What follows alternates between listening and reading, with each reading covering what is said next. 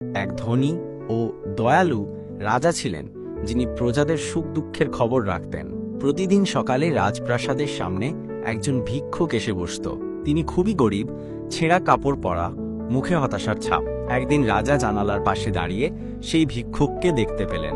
তিনি ভাবলেন, প্রতিদিন তো অনেক কিছু বিলি করি, কিন্তু এ মানুষটার জীবনে কোনো পরিবর্তন হচ্ছে না কেন?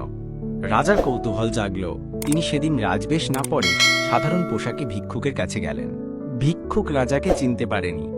রাজা জিজ্ঞাসা করলেন, ভাই, তুমি রোজ এখানে বসো, কেউ কি সাহায্য করে না? ভিক্ষুক দীর্ঘশ্বাস ফেলে বলল, কেউ কেউ করে, কিন্তু আমি চাই এমন কিছু যা আমাকে চিরকাল ভিক্ষা করতে না হয়, কিন্তু তা তো কেউ দেয় না। রাজা হেসে বললেন, ধরো, যদি আমি তোমাকে এক থলি স্বর্ণ দিই, তাহলে তুমি কি করবে?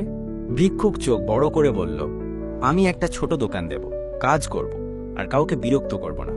রাজা মাথা নেড়ে প্রাসাদে ফিরে গিয়ে সত্যিই এক থলি স্বর্ণ পাঠালেন ভিক্ষুকের কাছে, সাথে একটি চিঠি।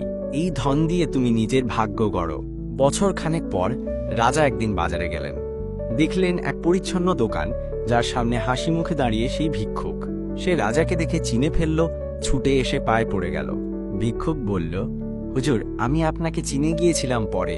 আপনি শুধু সোনা দেননি, জীবনের মানেও শিখিয়েছেন পরিশ্রম করলে ভাগ্য বদলায়।